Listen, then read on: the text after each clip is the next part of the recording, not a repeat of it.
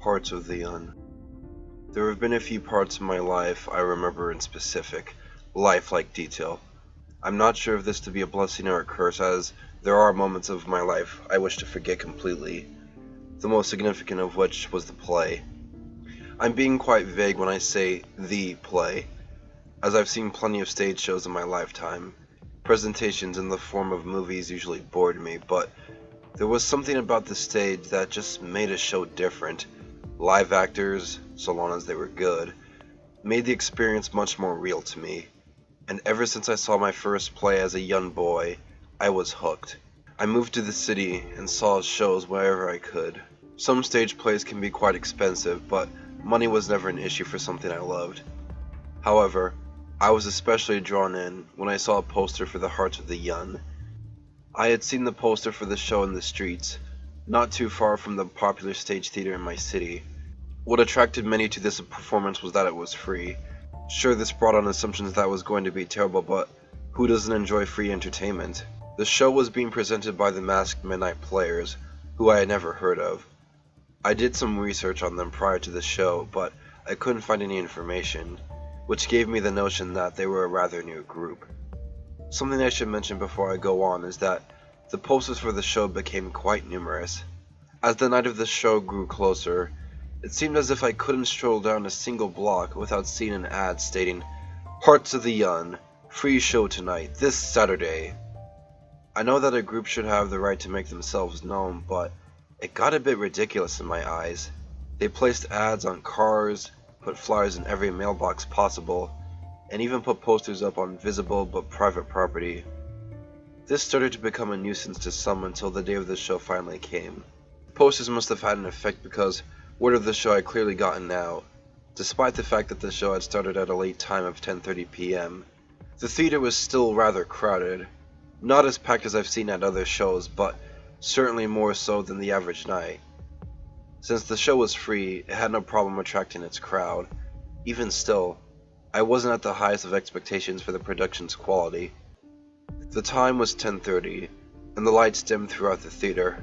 Normally a show would have a form of introduction at this point, but the show skipped it, as the curtains immediately opened up to a lit stage.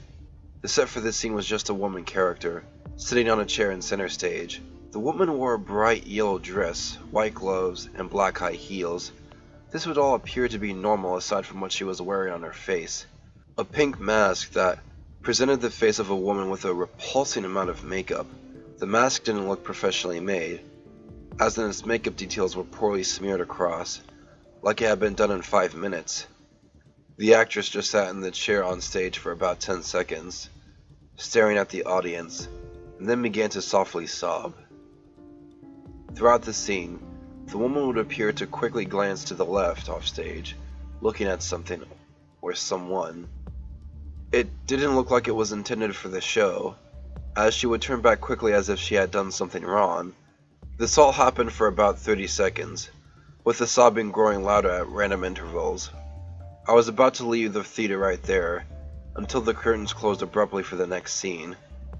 The audience looked around in confusion.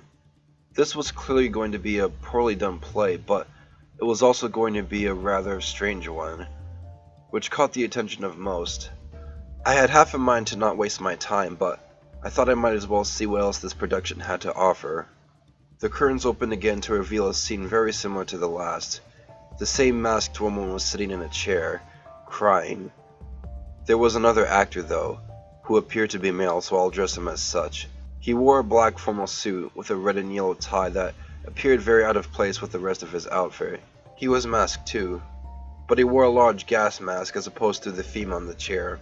He was just standing behind the woman in the chair, with his arms in front of him. Because of the mask, one obviously couldn't see his face, but I could sense a sort of expression on it regardless. It felt like he was anticipating something, occasionally looking down at the woman with intent. The stage was like this for about 20 seconds, then the curtains closed once again. At that moment, I had decided I was done. The show was different, sure, but I had better places I could waste my time. I was making my way out to the exit when the curtains opened up to a completely different scene.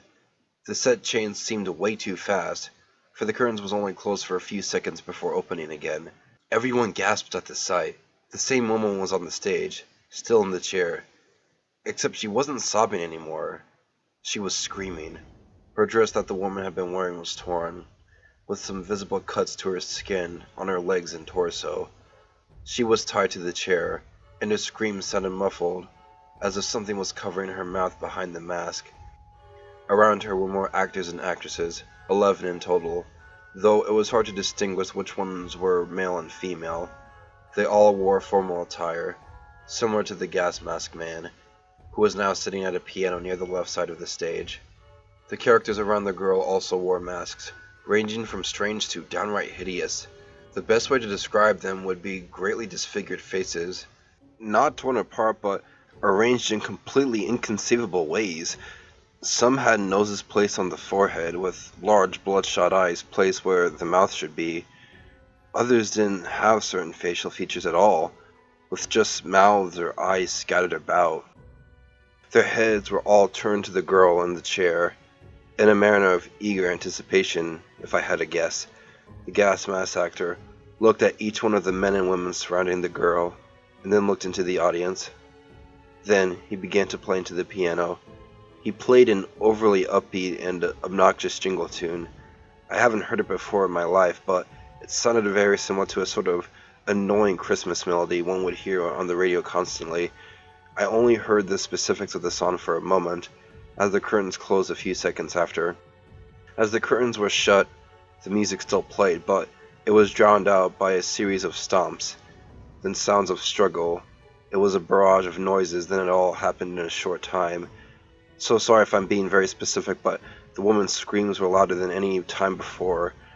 There were sounds of the chair breaking to pieces, then the ambience of a crowd pushing and shoving each other.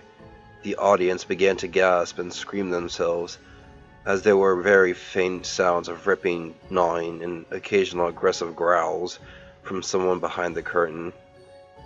The woman's scream stopped after only a minute, perhaps less.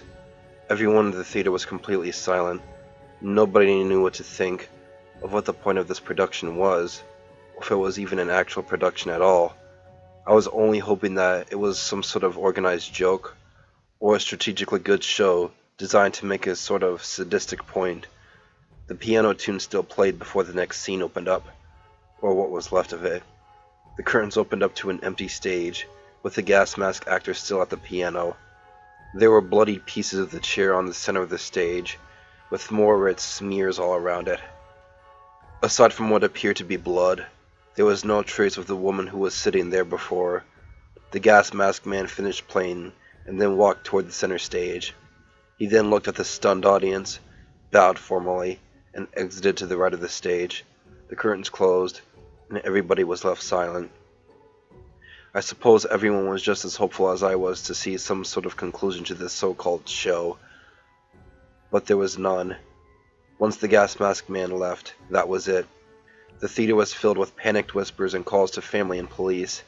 The police arrived quickly, did a quick investigation, and evacuated the theater. The theater was closed for more than a month after the incident.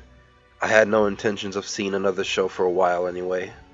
Following the night of the show, I, of course, had nightmares, as I imagine the entire audience did. I still clung to the speculations that the show was still some sort of setup, made to scare its audience in the most realistic way possible. I almost fully believed this, until the authorities finally released a report on the incident. The crying and screaming woman, the one in the chair, was no actor. She was a woman who had gone missing shortly before the show. She had only been missing for a few hours, so there had been no reports of her missing.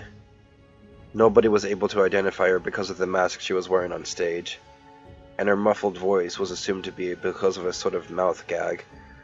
The blood left on the stage was confirmed to be her own. The actors involved with the production have not been identified. When the police searched backstage after the show, no trace of the suspects was found, aside from a single note placed to the exit. Their hearts of the young always taste best.